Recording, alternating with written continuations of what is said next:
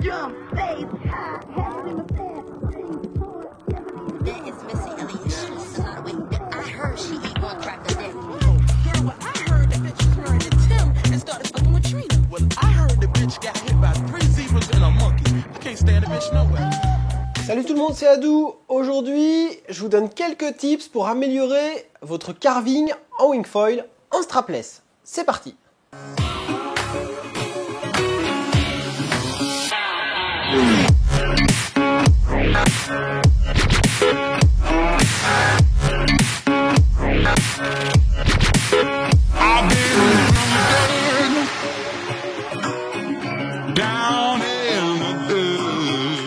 Alors pour les prérequis, cette vidéo s'adresse à des gens qui savent déjà voler, manœuvrer, passer leur jibe, peut-être leur tac, qui commencent à faire du free fly, donc qui commencent à flotter dans la houle en lâchant leur wing, en la tenant par la poignée du bord d'attaque.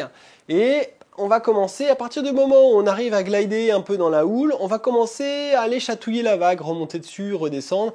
Et plus ça va aller, plus on va vouloir surfer, comme en surf en fait, mais avec le foil en dessous. Et ça nécessite quelques petites notions pour pouvoir le faire bien ou le faire mieux si vous le faites déjà un peu.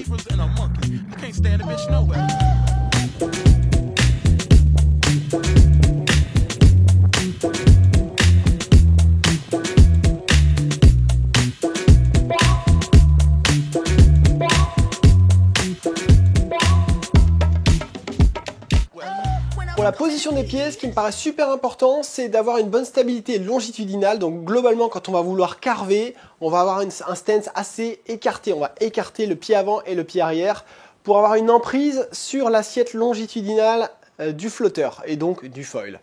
Après, une fois que tu as dit ça, tu n'as pas tout dit parce qu'il faut aussi pouvoir gérer l'assiette de la planche. Merci à Julien pour ces petites maquettes en impression 3D qui sont canons et dont on fera bon usage dans les prochaines vidéos. Il faut pouvoir aussi gérer ta planche sur l'assiette latérale. Et pour ça, si tu viens d'une pratique strappée, tu as tes pieds qui sont globalement sur la ligne nose-tail, nez, arrière du flotteur.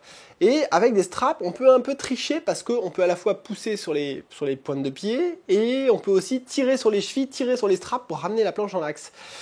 Quand tu n'as plus de strap, en strapless, eh ben c'est différent. Si tu veux avoir une emprise sur l'assiette latérale de ton flotteur, tu es obligé de décaler tes pieds de l'axe nose-tail. C'est-à-dire que ton pied avant, il va falloir le décaler un petit peu côté talon sur le rail extérieur du flotteur. Et ton pied arrière, au lieu de le mettre centré à l'arrière, il va falloir décaler les orteils vers l'extérieur, vers le rail extérieur, ou plutôt intérieur du flotteur. C'est-à-dire décaler ton pied vers la pointe de pied. Le fait de décaler tes pieds de l'axe nose-tail te permet d'avoir plus de force pour rétablir l'assiette ou pour effectuer un changement d'assiette latérale. Ça, c'est crucial. Regarde les vidéos de Chypri, qui est rider chez Takuma, qui est assez impressionnant à ce niveau-là, qui a vraiment un stance très très excentré par rapport à l'axe nose-tail. Tu comprendras pourquoi ça marche pour lui au-delà du talent qu'il peut avoir. Il y a aussi les vidéos de Peyo Lizarazu en F1 qui ride sur des grosses vagues et pareil, il a un stance très particulier. C'est un peu ce que je suis en train de vous expliquer, mais poussé un peu à l'extrême. Et clairement, c'est des gens qui ont des gros appuis, qui arrivent à carver presque comme en shortboard, mais avec un foil sous les pieds. Donc ça, c'est vraiment le point crucial. Et alors autant en cruising, je vais avoir des pieds relativement rapprochés. En pumping, je vais avoir les pieds le plus rapprochés possible dans une optique similaire à du dog start finalement pour avoir de la longueur de jambe et pouvoir pomper sans cramer trop d'énergie musculaire. Autant en carving, on a besoin d'un maximum de stabilité longitudinale et latérale et avoir une grosse emprise sur le flotteur. Ça, c'était pour le stance. Le deuxième conseil, c'est de vraiment engager, de réussir à engager la courbe ou la rotation en ayant en tête que c'est toujours le regard, les épaules, le bassin et les jambes qui suivent. C'est-à-dire que si je suis en haut d'une vague, je veux partir backside, je vais déjà regarder là où je veux aller, toujours regarder la direction où tu veux aller. Pas mal ça. Ça c'est pas mal. Ouais gros. Moi dans mes vidéos, souvent je fais des mouvements avec les bras, j'amplifie un peu le truc pour montrer comment je fais, mais vous allez voir dans les rushs là, faut vraiment ouvrir les épaules, ouvrir le buste vers l'endroit où tu veux aller. Tu peux te servir de ton bras, même balancer ton bras pour emmener le flotteur et le foil backside. Et à l'inverse, quand tu veux revenir dans la vague, eh ben on va fermer le torse, on va ramener le bras vers l'avant, ramener du poids pour embarquer le flotteur sous le vent. Alors sous le vent, si je carve backside évidemment, j'ai le vent qui vient de ma gauche. Et on va carver sous le vent, on va ramener tout le poids du corps. Et c'est clairement le buste qui oriente les changements de direction. I'm a bad man, but you're a goddamn motherfucker. You ain't gotta like me.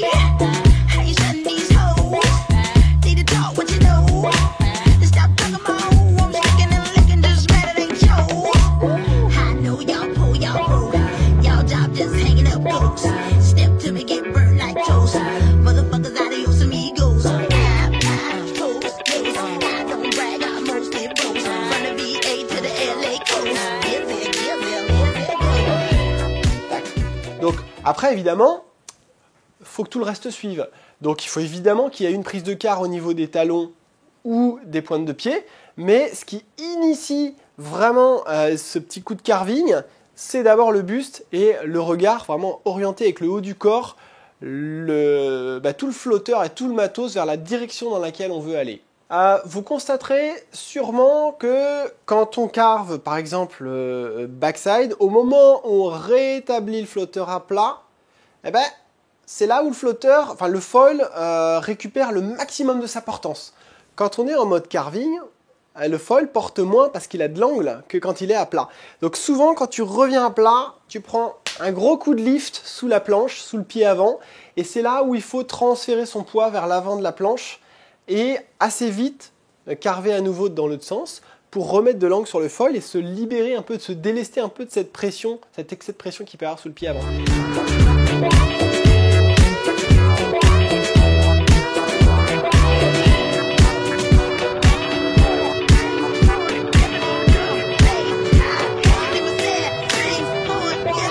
Alors évidemment, le conseil matos, c'est que si vous avez un petit foil, moi j'utilise beaucoup les Kujira, j'aime bien la 980, mais dans des conditions de vague un peu plus soutenues, j'aime bien descendre encore en taille d'aile et prendre la 750 parce que justement ça me déleste un peu plus au niveau de la pression que j'ai sous le pied avant. De la même manière, quelle que soit la marque de vos foils, je l'ai constaté avec AFS, avec la Performer 1250, quand on met un plus petit stab, ça déleste aussi énormément cette surpression qu'on va avoir à certains moments dans les surfs qu'on peut faire. Donc n'hésitez pas à descendre en taille de stab parce que d'une part, l'envergure réduite va vous permettre de tourner mieux sur place et d'autre part, le fait d'avoir une plus petite surface de stab, toute proportion gardée, va permettre de gérer un peu plus le lift du foil. Vous allez avoir un foil qui va être un peu plus tolérant, un peu plus facile finalement. Ensuite, on a parlé du buste pour initier un peu une prise de quart, enfin un virage, je veux dire. Ce qui est important, c'est aussi vraiment de placer toujours son poids au bon endroit. Lorsque je veux carver backside, je vais venir charger mon poids sur la jambe avant, comme si je voulais mettre un max de poids sur mon talon avant, le talon étant excentré sur la planche. Je vous le rappelle, mon talon il va être là, à peu près, et non pas au centre. Donc je vais venir appuyer pour carver, et après, qu'est-ce que je vais faire? Eh ben, je vais me redresser un peu sur la planche pour appuyer sur le pied arrière pour revenir dans la vague. Et là, on allège un peu le pied avant, mais dès que le foil se remet à plat, il faut savoir quand même rester bien au-dessus du flotteur parce que si vous êtes trop en arrière, vous allez cabrer et ça ne va pas le faire du tout. Donc il faut toujours garder un buste assez avancé sur le nose du flotteur quand on surfe globalement.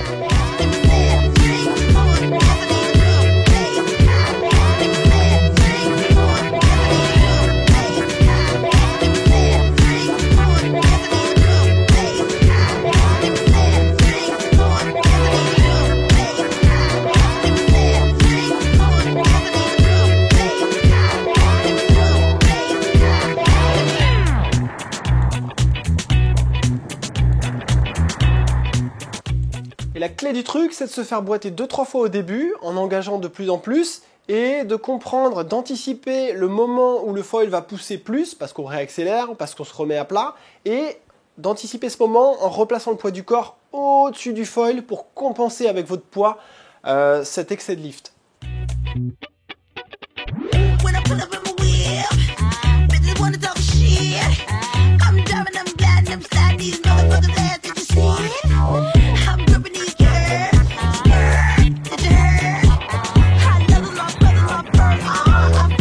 Bird.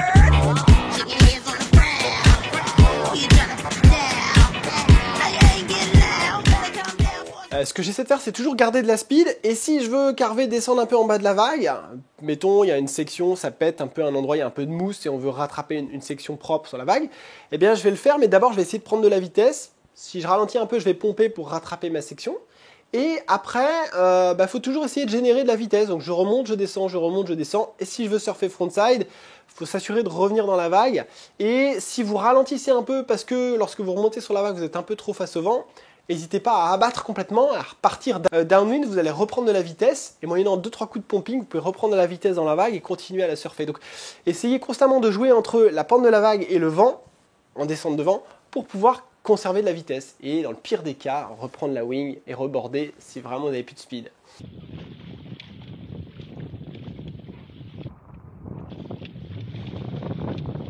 Alors si je résume, le plus important, ce que vous devez retenir dans cette vidéo, c'est qu'en strapless, on est obligé d'excentrer les pieds pour avoir un maximum d'emprise en carving sur l'assiette latérale du flotteur, ce qu'on appelle le roulis. Et on va écarter aussi les pieds pour avoir un maximum d'emprise sur la stabilité longitudinale, sachant que quand on carve avec l'assiette latérale, mais on carve aussi en utilisant l'axe, enfin le tangage en fait, l'axe longitudinal pour carver. On combine un peu les deux. Et après, on peut faire un mix des deux. Et il y a même un autre axe. Et ça, c'est une astuce, la petite astuce bonus. Tous les foils ne permettent pas de le faire de la même façon, au même niveau. Mais globalement, avec les LI aspect qui sont assez plates, on a cette capacité à carver assez facilement aussi en lacet. C'est-à-dire que quand vous remontez sur une vague, quand on a des ailes de grande envergure, si je pense à notamment la dernière coup de gira, la 1095 qui fait 96 d'envergure, eh bien, ça tourne pas comme une 750 ou une toute petite aile de vague. Mais elle a un glide qui est intéressant, donc j'aime quand même bien la sortir, même quand le vent commence à être soutenu. Quand vous remontez en haut de la vague, vous pouvez carver en appuyant sur le pied arrière, mais vous pouvez aussi, et là, tout est dans le mouvement du buste, enfin le fait de tourner les épaules, vous pouvez ramener le flotteur dans l'axe en utilisant le mât comme point de pivot. Ça s'appelle tourner en lacet. Et ça, c'est super intéressant. Et vous pouvez combiner cette technique du virage en lacet avec le carving classique en roulis. Et donc je vous invite à avoir ça en tête quand vous allez à l'eau parce que c'est super intéressant et ça marche dans les deux sens, en backside, en frontside. Vous pouvez faire tourner votre foil sur place. Alors plus une aile va avoir du dièdre, des winglets, plus elle va avoir une forme qui va être tout sauf plate, moins elle va être capable de tourner facilement sur un point de pivot. Mais avec les ailes qu'on a qui sont de plus en plus plates, ça marche de mieux en mieux et c'est une technique qui est très intéressante pour vos grandes ailes de foil. Voilà, c'est les petits tips du jour. J'espère que ça vous aura aidé et je vous laisse avec des images de nav de cette petite session parce qu'aujourd'hui il y a eu du vent, c'était cool. Je vous dis à plus, c'était Adou, bye bye.